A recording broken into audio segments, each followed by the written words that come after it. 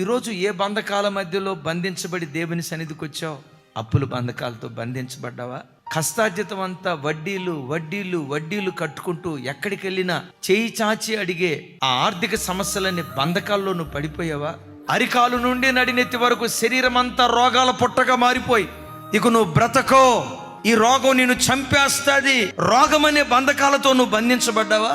ఏ బంధకాల చేత నువ్వు బంధించబడ్డా దేవుని మీద నిరీక్షణ కోల్పోకు, దేవుని మీద నిరీక్షణ కోల్పోకు. ఏ నాటికైనా నా కన్నీళ్లను దేవుడు తుడుస్తాడు. ఏ నాటికైనా నేను పడిన నిందకు ప్రతిగా రెండంతల ఘనత దేవుడు నాకు అనుగ్రహిస్తాడు.